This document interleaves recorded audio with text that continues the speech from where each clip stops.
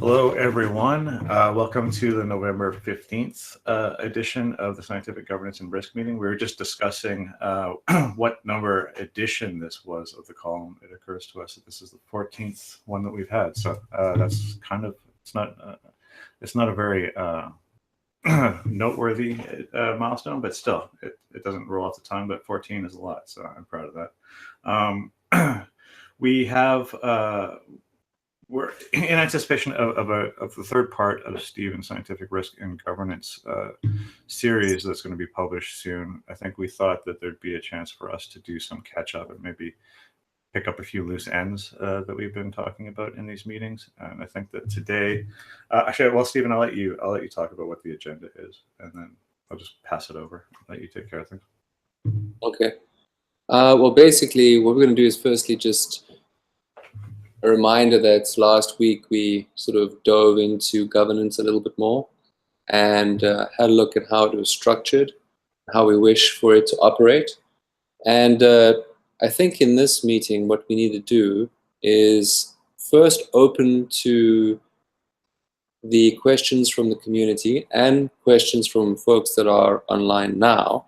But secondly is to address some of the issues that comes with governance. But before I do that, I would start with questions from the community. Rich, do you have any, or are there any? There's one kind of standout question that NK Pine from Reddit. You can always count on him to come up with the tough questions, which is great. He has a long one that we've touched on in a few different areas in the past. But it might be worth digging into again. If you want to kick off with that, we can do so. It's going to require some reading, though, so you're going to have to bear with me as I go through this kind of tiny little manifesto. So NK Pine writes, because Maker confers both governance rights and a claim to the future value created by the system in the form of stability-free cash flows, the collateral base, ecosystem crosslinks, and so on, many Maker holders may decide to keep their tokens, but not actively participate in the governance process. Non-voters maintain their exposure to the system and effectively delegate their governance weight to all other Maker holders. Many systems are structured in this way and operate successfully without universal participation. So, Steven, there's a lot to read here, so feel free to jump in and ask questions or create clarification if you feel so inclined. Crypto also enables a broad set of second layer governance structures that create positions squarely outside the vote. The vote hold sell trilemma discussed in the governance meeting.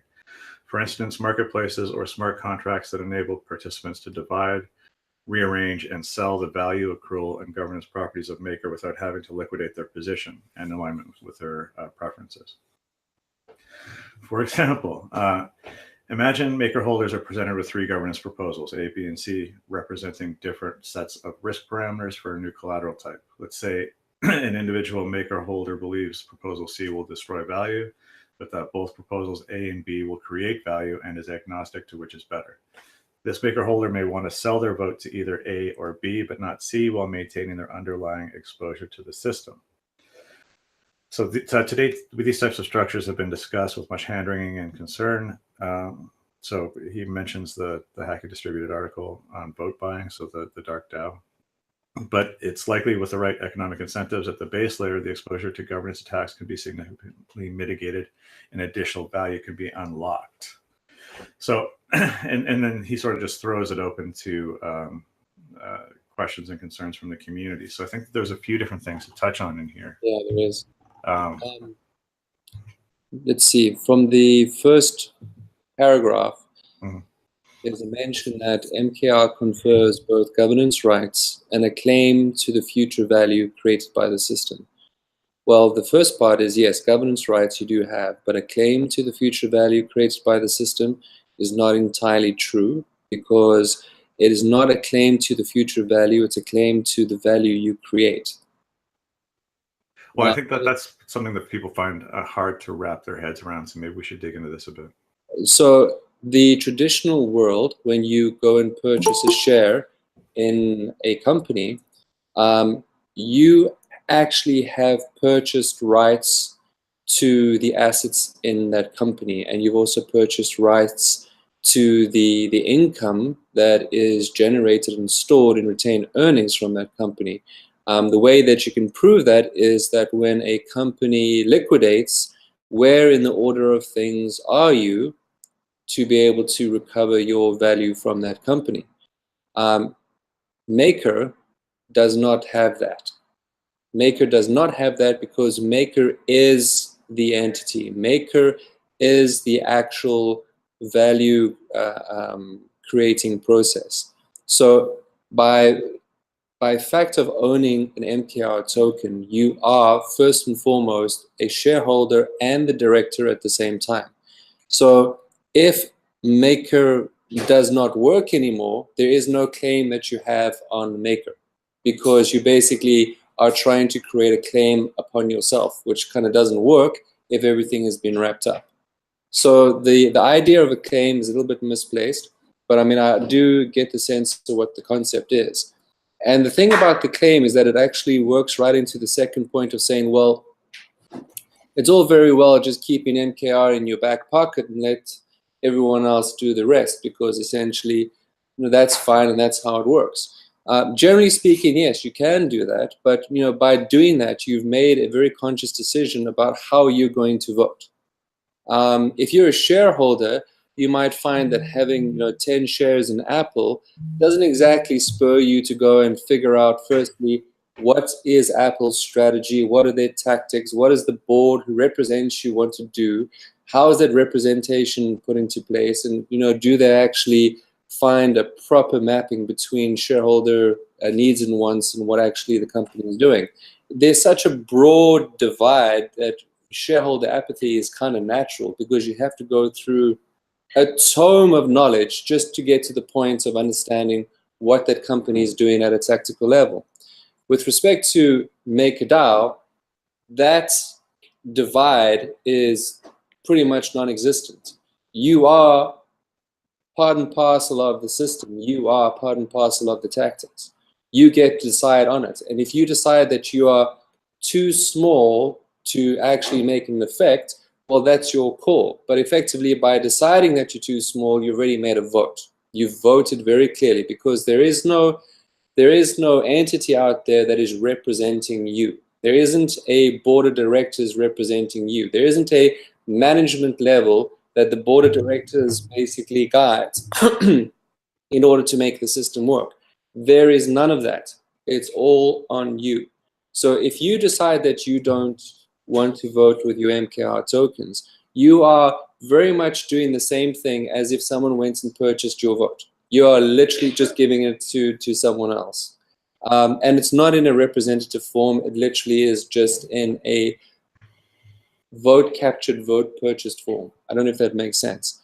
But it does talk directly to that whole dark DAO idea, that if you have the possibility of people purchasing your vote, that is a excuse me, that is a sort of deterministic process that folks are trying to incorporate in order to corner a certain vote.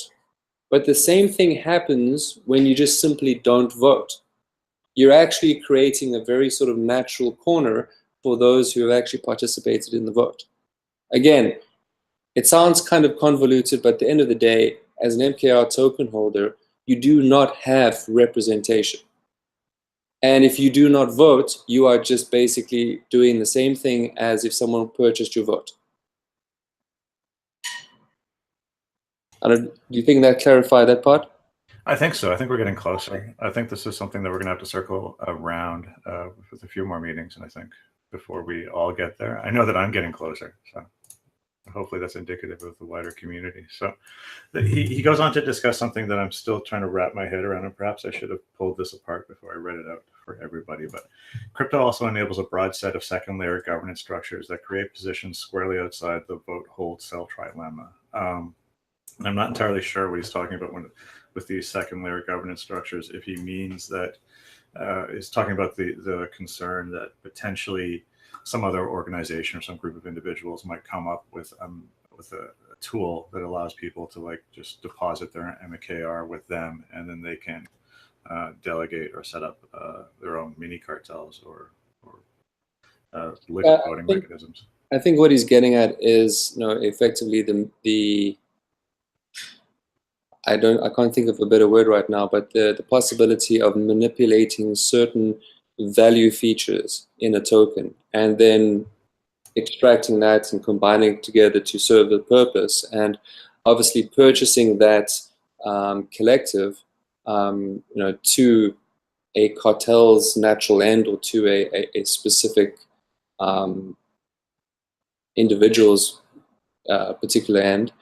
But that sort of ties back into the whole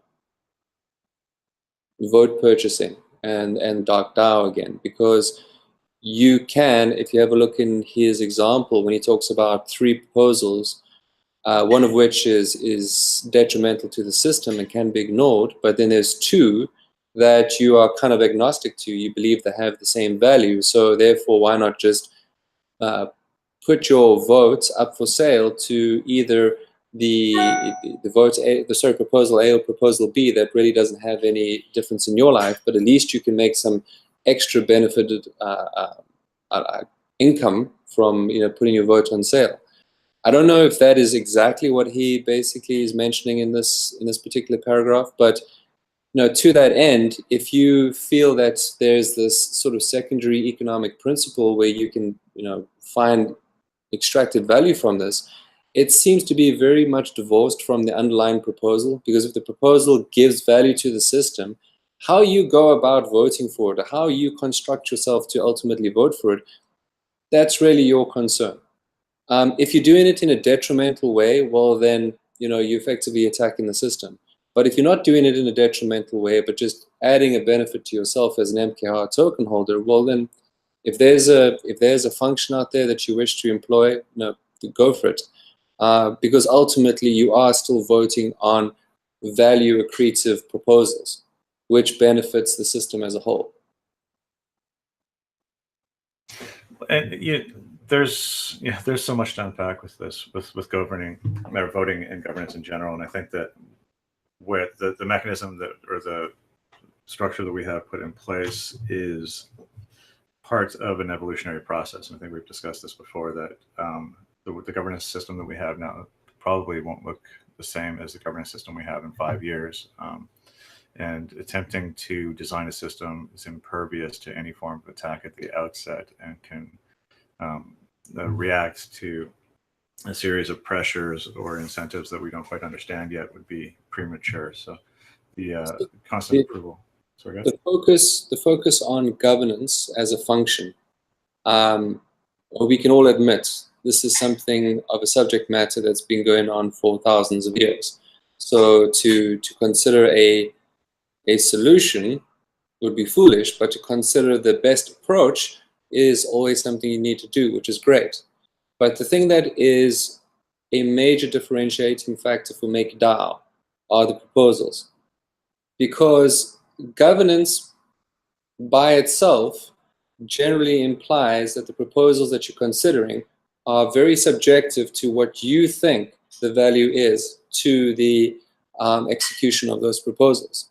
Where in this system, we try and make it as rigorous as possible, almost to the point of quantifying exactly what that value is, so that it doesn't have that subjectivity. I mean, everything will have a certain amount of subjectivity, but we try and extract as much of it out of the proposal as possible and leave pure objectivity behind. So when you're talking about a new collateral type, we're not asking you how you feel about the collateral type. We're asking you about the simple binary effect of, do we accept it or do we not accept it?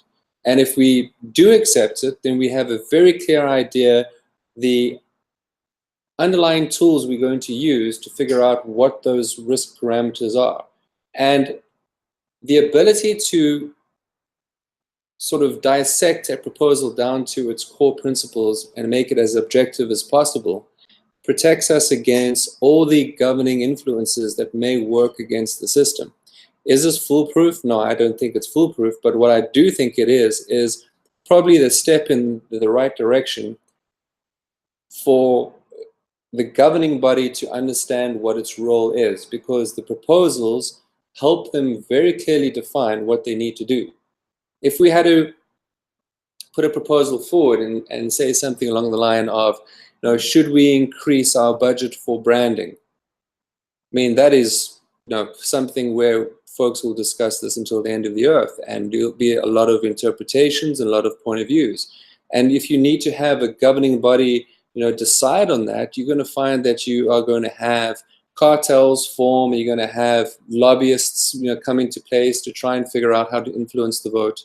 And the reason being is that the underlying proposal is so subjective. But if you stripped it all the way down and you said something very simple like, well, it's been proven right now that if you put $10 into the budget, we're going to extract $150 in value. Here's the data analysis. Here's the empirical data. Here is the confidence level that we have. What do you guys think? Now you're talking about a completely different proposition. You're talking about something that is a matter of almost fact. And either folks will look at it and go, that makes, that obviously makes sense, because putting $10 in and coming out with a $150 worth of value, that is a good return on investment.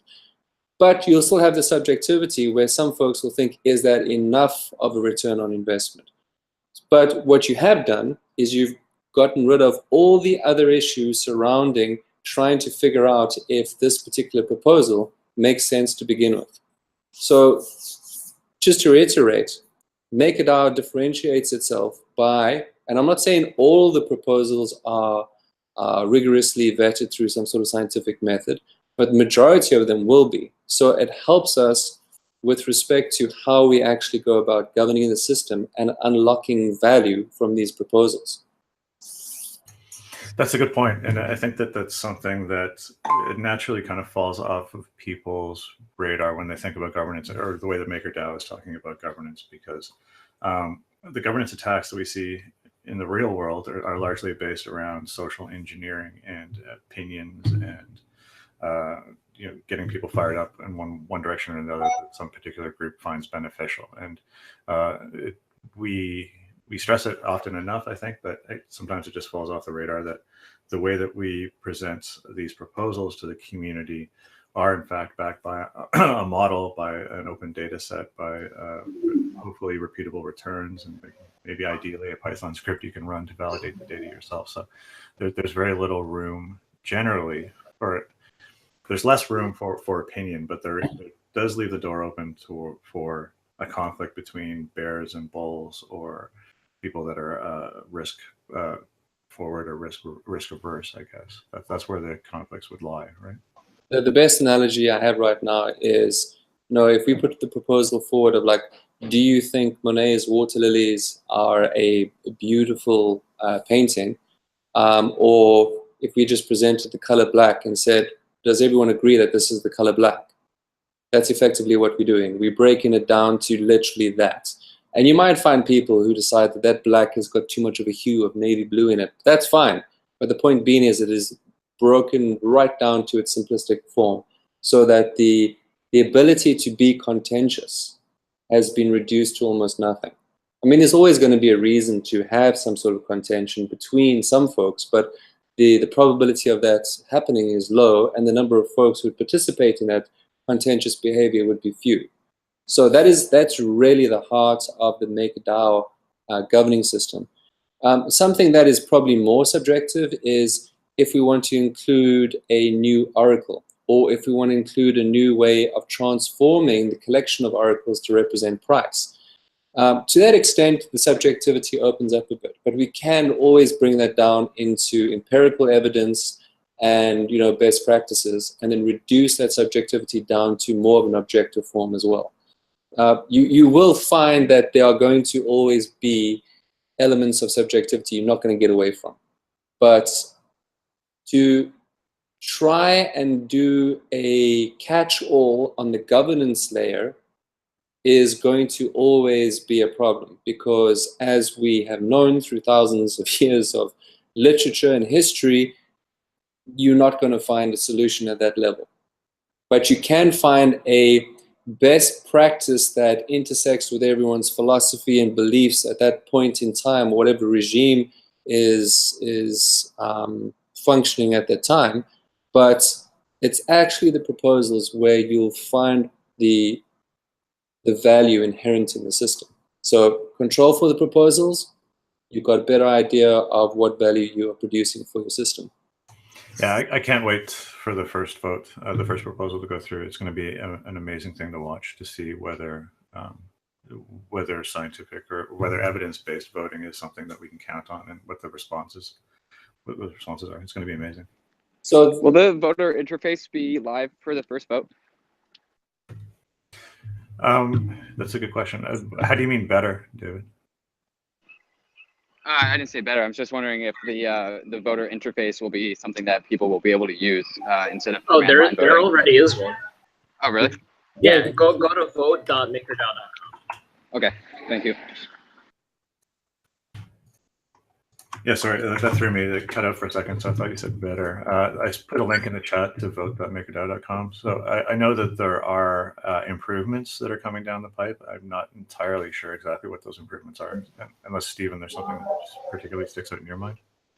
The improvements are more from a procedural point of view, in terms of what time frame do we give for certain things, like presenting a vote, what's the time frame for its consideration, and then once that consideration period is done, what's the time frame for folks to vote on a governance vote, and then obviously after that time frame is up, how do we then represent the resolution of that vote?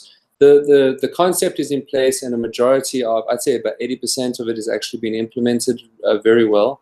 We're just looking at the refinement, so that understanding very clearly the difference between a governance vote and an executive vote is in place.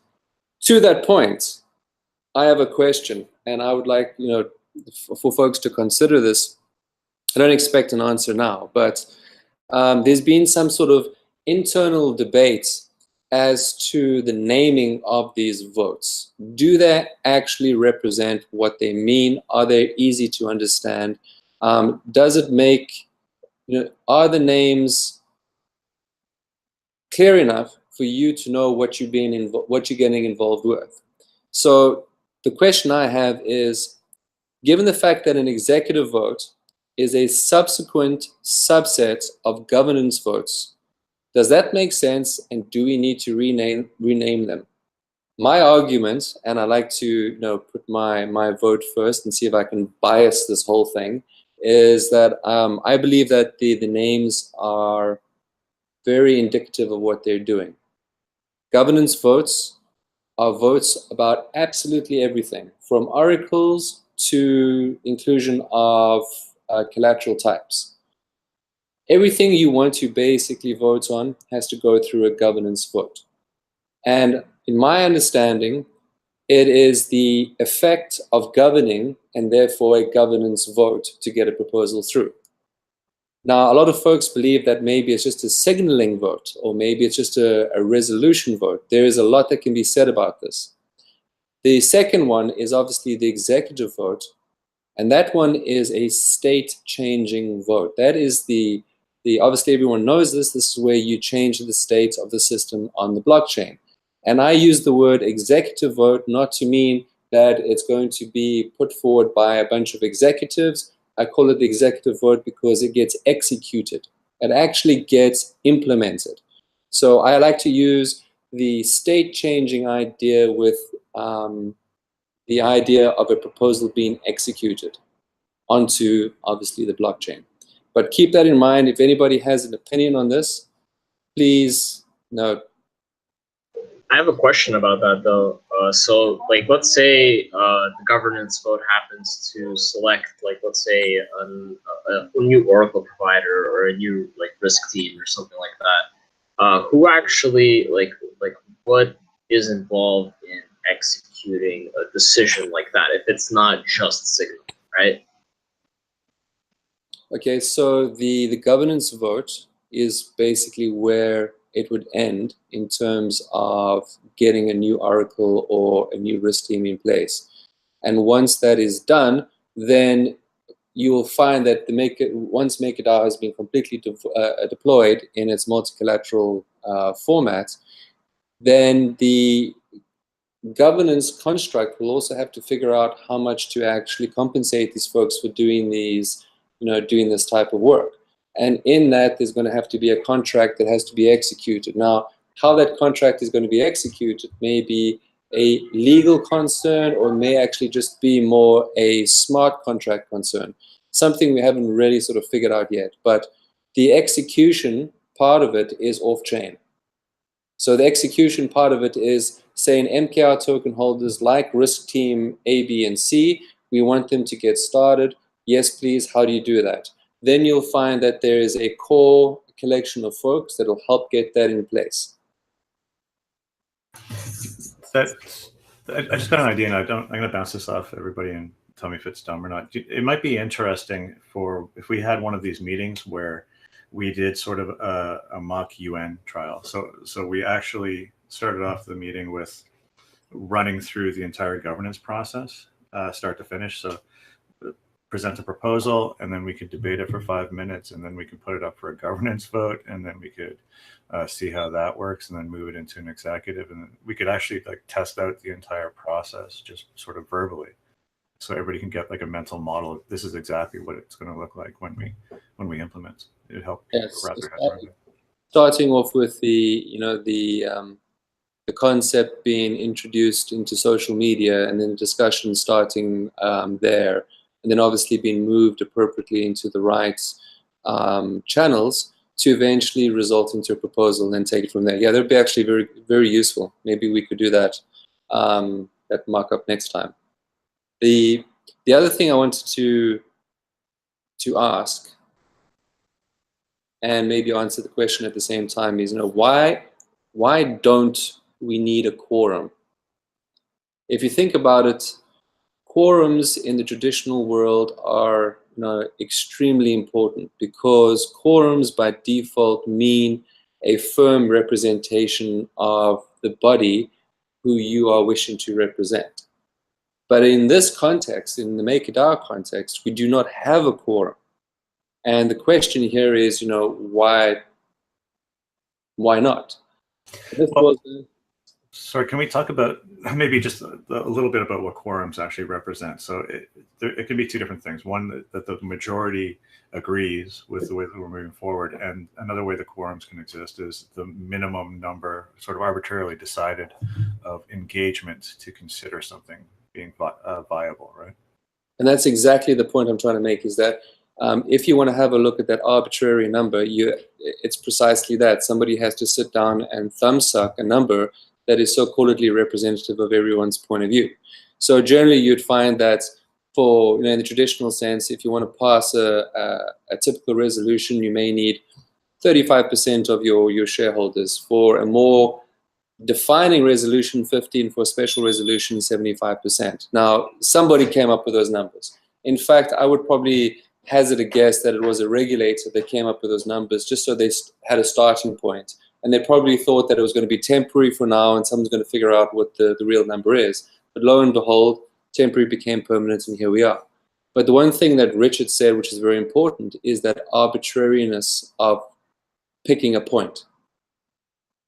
Because you don't really know, and what you're actually starting to dictate is what proposals are important, and you start reflecting those proposals by deciding how much of a quorum you need. And that really sort of centralizes the whole governing aspect, which is not what you want to do. You want to keep this firmly decentralized. But with that, obviously, as I mentioned in the previous call, comes a severe responsibility to constantly be engaged with the system. Because you are the system, you are not delegating to a third party, you're not relying on a third party to do anything. This is all you. If you're not part of the system, you're basically allowing someone else to do it on your behalf.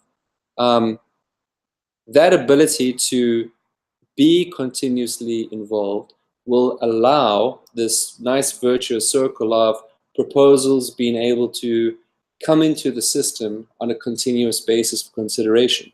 Because if you're involved, you're always going to have proposals. There's always going to be proposals for you to consider. And if you consider them appropriately and you deploy them appropriately, they should create value for you, and you should be able to receive that value through the increase of, sort of the inflationary increase in MKR tokens. But if you think for a moment that there is a quorum in place, you effectively kill that process of proposals coming into the system, because you have to wait and consider for yourself and for the system what level of importance this proposal has before you can put it forward. You're putting a very natural blocker in place, and that won't let you consider all the permutations that people might have with respect to increasing the value of the system. So there is a very fluid value proposition that makes not having a quorum and using continuous approval voting a lot more applicable to our system than really anything else. I mean, if there's someone out there that comes up with a better system that is clearly and materially better than the one we have now, then MKR token holders should get together and vote it in. But for what we have at the moment, I think we've got a very decent construct that makes a lot of sense and puts the responsibility into the hands of MKR token holders. That is important. People have to get that in their heads. It is really up to them. There is no representation. There's no third party making any money for you. It's all up to you. Yeah, I have to admit that I haven't done a lot of research on the pros and cons of continuous approval voting, and I think that's I probably should. That's not great. So I think that one of the things that you're saying is that this continuous approval voting is it's a way to drive engagement. There's no barriers to entry. There's no apathy related to, well, the quorum's never going to be met, so why should I bother voting anyways? But in continuous approval voting, does that sort of lower the bar too much? Would that create sort of this idea that people are just shopping, or the decision to vote for one proposal or another is perhaps the barrier to entry is too low, so there's no friction there, so there's no requirement to actually do a pile of research or jump through some hoops to get into the system? I'm playing a devil's advocate here, and I'm trying desperately to find a reason why it's bad. So. Well, you see, this also boils down to two things. One is the proposal that's been put forward. If someone proposes to turn us into an ice cream factory, it's going to be very clear as to what that proposal's function is. You can even have something really comes close to it, and you might say, someone says, there's a proposal that maybe we should become a hybrid fiat-backed stablecoin. I mean, it's not completely devoid of any reason, but it's just simply not applicable to the underlying system.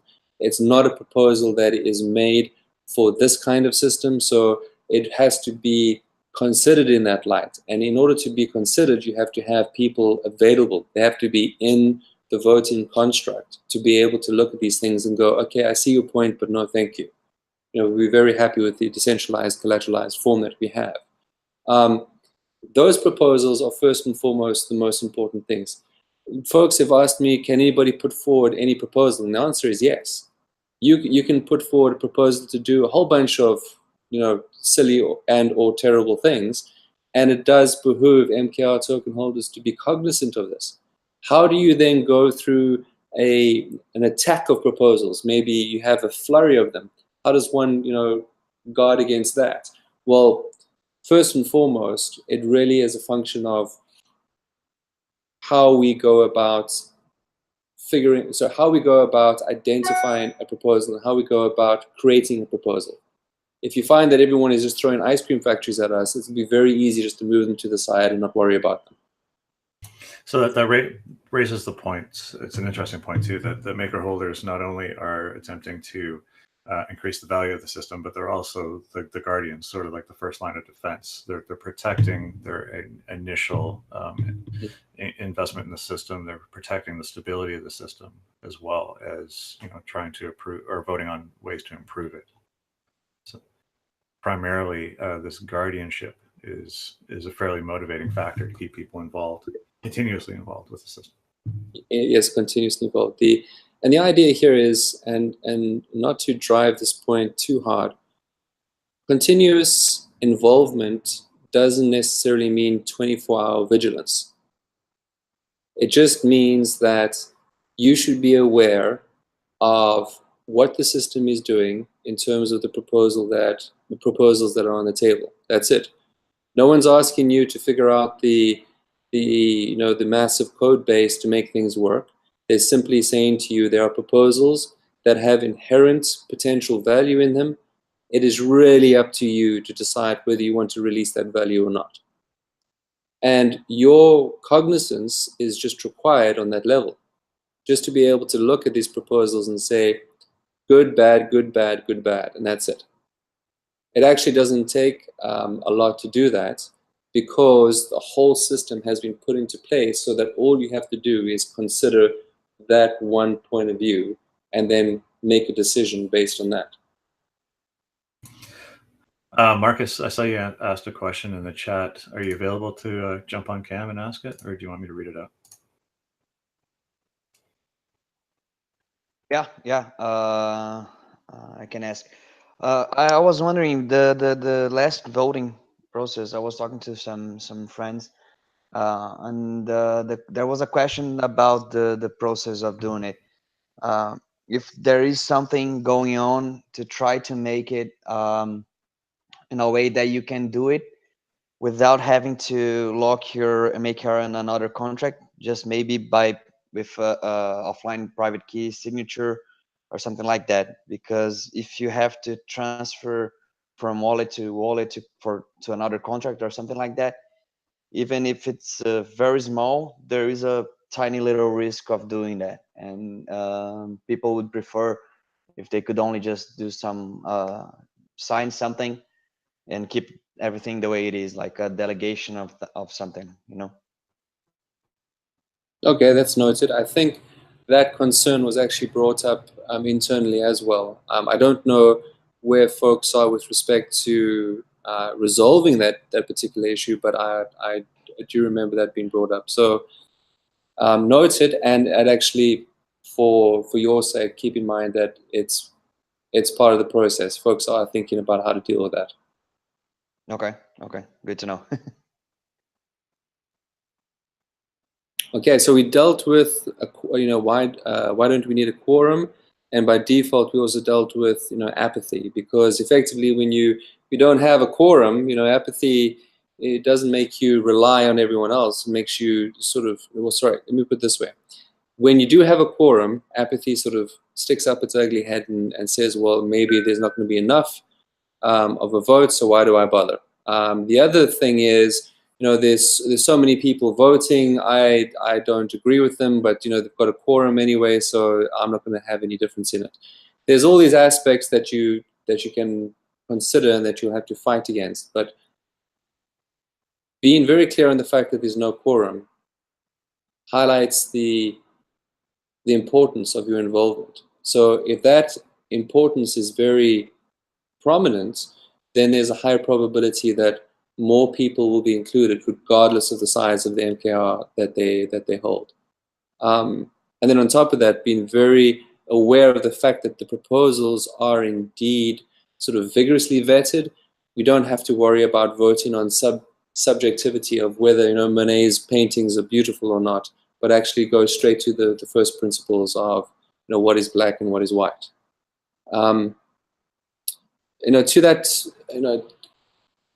To that point, there's another question I want to basically put out there, and if folks have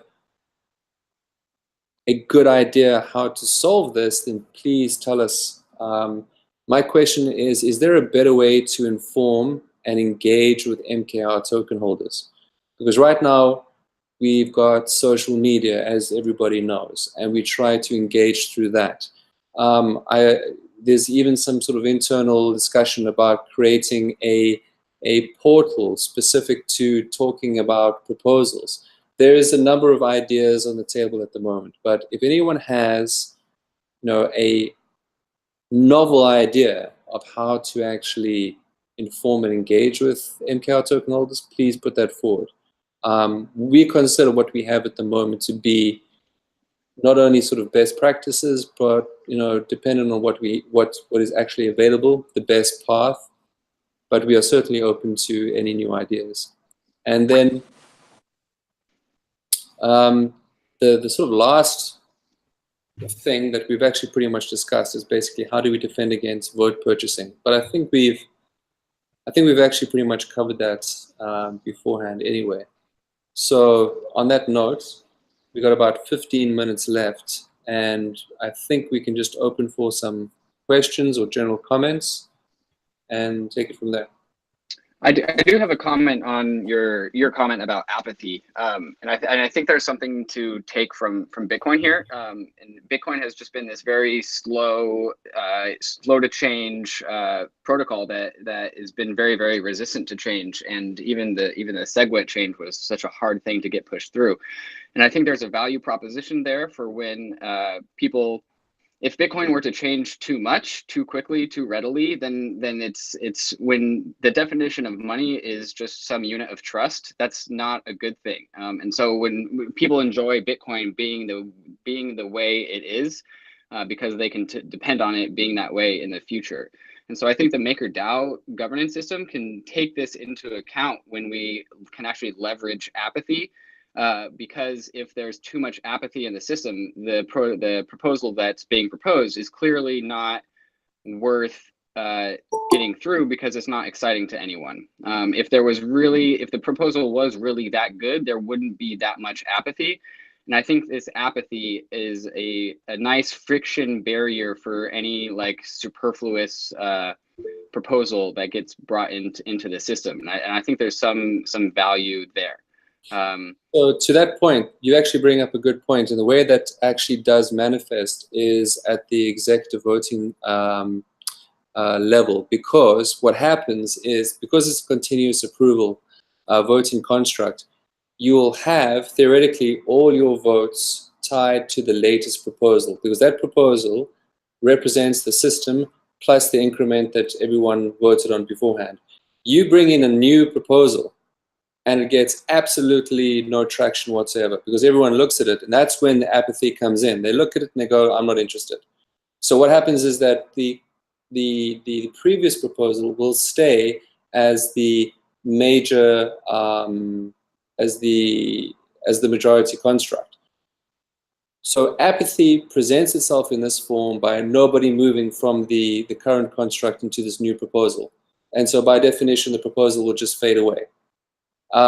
That's the nice thing about continuous approval voting. And what I mean about apathy is not being involved in that construct at all. So in other words, you've never found any proposal that excites you to the point of actually putting your vote in. And to talk to my previous community call where I said, well, you should theoretically either be a part of the voting construct or in DAI. Because if you're in the voting construct, you are saying to yourself that there's going to be a continuous slew of proposals coming through for you to unlock the value in. But apathy, from my point of view, is you do not see any of these proposals coming through to produce value, or you just don't care about it because you just wish to hold on to MKR as sort of a traditional holder of a stock would and hope that everyone else will take care of what you want to do. That is fine. I don't have a problem with that. I just would like to engage those sort of folks and say, well, you do know that by just taking one more step, not only do you start seeing the value that you can produce, but you can see how apathy is very much like someone purchasing your vote. But I mean, you are right from the Bitcoin sense. Apathy does say, listen, I like the way things are. Yeah, that was all good. So I think it's also worth noting that, like, for a change to be enacted in Bitcoin, there is some sense of like there needs to be a quorum, right? Like everybody has to be on board for like at least 51% of the hash power has to switch on to this new chain. So there's also that idea of there being sort of a intrinsic quorum in that kind of decision. And I think that apathy in our system might also be due to like a vote being obvious, or somebody like just feeling like they don't have really enough of a say to make that like risky? Oh, I'm going to deposit my Maker into a proxy. Like, why should I do that if my vote is literally minimal? And even if I'm not voting, like my not voting, isn't it just giving leverage to the winning side? And if the winning side is already the side that I intend to vote on, I think that like one risk that that's going to produce is basically like not enough voter engagement up until the very last moment, where there might be something like a vote stack from from some heavy maker holder, right, that wants to change like the direction of the vote. Like, what do you think about that, Steven?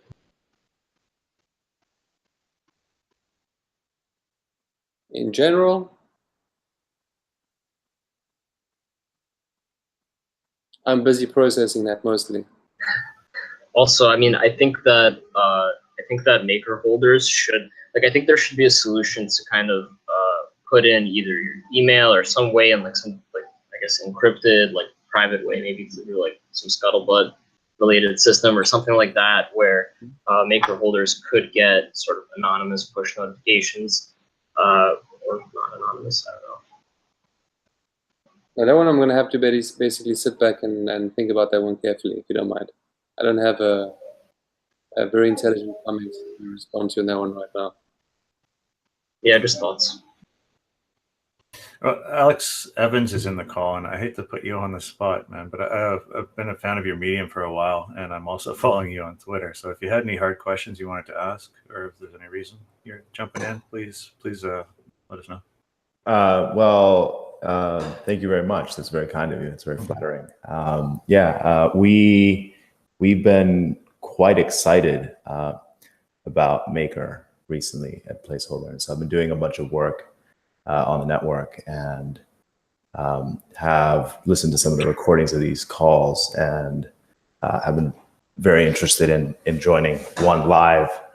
I don't necessarily have a specific question.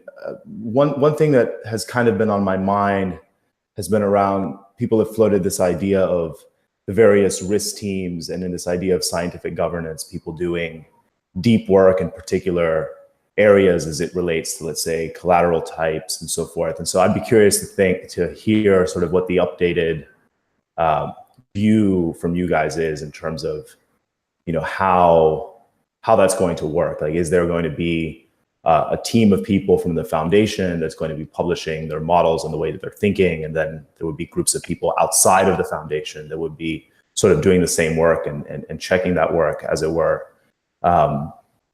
So yeah, that's just one thing that's kind of on my mind. That's one thing that I would love to spend some time doing myself, if I could be helpful in any way. You know, I would just be very curious to see some of that formal work sort of come to light. So the idea, as you may or may not know, is the internal risk team is to basically represent ourselves as a template of, you know, what folks could use in terms of becoming a risk team themselves, or basically use as a start and improve on. Because I know by no means do I think that our internal risk team is going to be the best out there. But at the same time, once, you know, we've got that template in place, which we do, then it's a case of actually presenting, firstly, the risk governance papers, which part 1 and part 2 have been put onto Medium. Those are sort of very high level ideas on, you know, what we're trying to look at and what we're trying to achieve. The third one that's going to come out is going to be about governance specifically. But more to your points, once that third one is out, what's going to follow after that are the actual concrete models that we use to calculate the you know, the liquidation ratio and the debt ceilings and the stability fee and so on and so forth. And it's going to be our attempt at creating something of a technical document. I don't think I suppose technical document is the right description, with a host of very good examples on the back of it to present to everyone and say, well, this is how we go about thinking how these risk parameters can be calculated. Take it and improve upon it, or you know, come back and let's argue about it. That's great. But once that template is in place, and once those models have been at least documented and put out there for everyone to consider, that will give folks a good idea of what you need to have in place to become, a risk team. The other aspect about this, which we will probably have to do more from an evolutionary standpoint going forward, is that the whole risk function needs to be articulated from data acquisition through to cleaning, through to generating the right samples, all the way through to the modeling and coming out with the right numbers. And this is not just on the quantitative side, this is on the qualitative side as well. So there is a huge spectrum of possibilities for people to be involved with. And they don't have to encapsulate the whole risk function. They can focus on a specific one and then lead off onto other risk teams as well. So there's this network of risk teams that could be established, not only just being competitive, but being collaborative as well. And if you wish to be a part of it, then this is like the best time to do it, because as soon as we come out with our technical paper, it's going to be simple and well defined, and the whole spectrum is going to only be this big. Mm-hmm. And then as we develop, so the spectrum will obviously broaden, and then you will find either your niche or you'll broaden with it as a risk team contributor.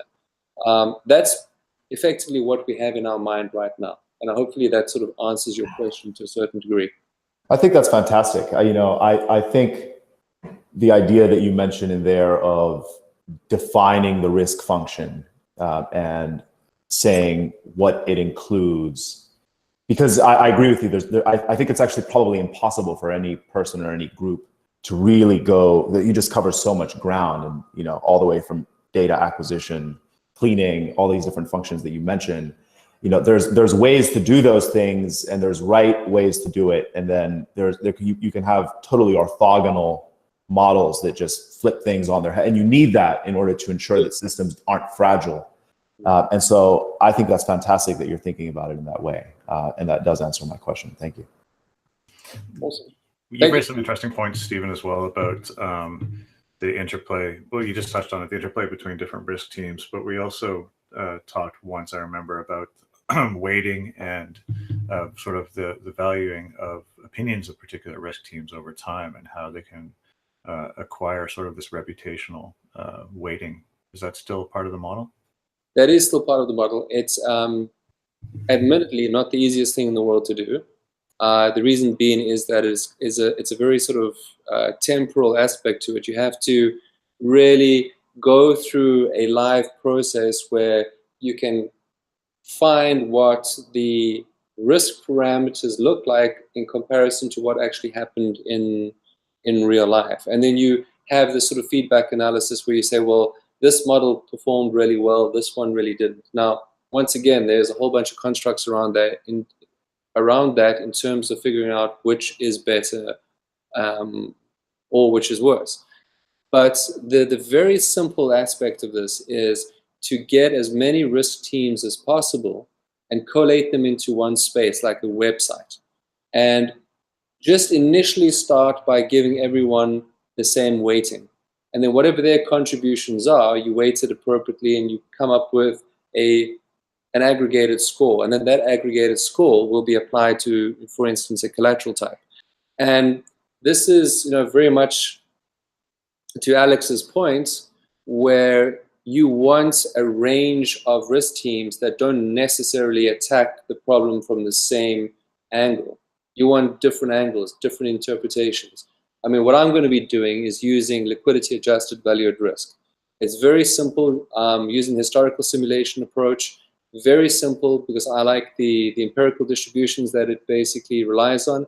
But there are guys out there that might want to use the expected default frequency approach. There's guys out there that might want to use very simple option-based approach.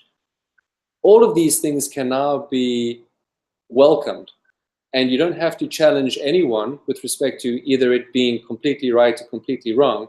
It's just a different point of view. And that's incredibly important, because being in the sort of capital markets for a long time, the one thing, and I remember I come from a risk management sort of point of view, is risk management seems to always find themselves correct all the time because hindsight works really well for them. And what you find is this weird need to constantly compete against who's got the better risk structure or risk model, but without really having a firm understanding of which one is actually the best, because it's impossible to do so. So why not include them all and find, from a sort of an ensemble machine learning point of view, come out with the best result that is an aggregate of all of these guys combined together.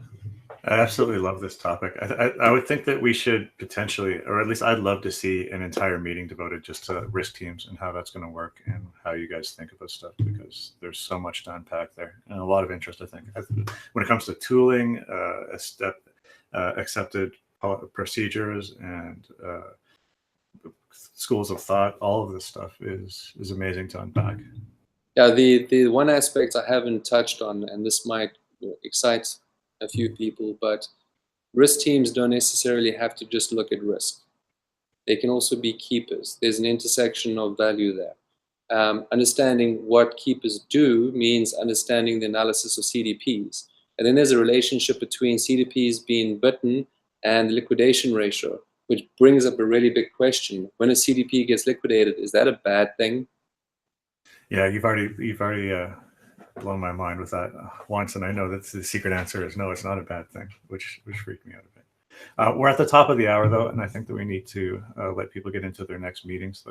Alex, thank you for your insightful questions. Thanks, Marcus. Who else did we get in the call here? I think that might have been us. Yeah, sorry. I'll be posting this to YouTube momentarily, and then another audio-only link to SoundCloud, and I'll add that to the Twitter notification. So please check those out. And thanks, everybody, for coming. Steven, that was amazing. Thank you again. Thank you very much. Appreciate it. Thanks, guys. Thank you, guys.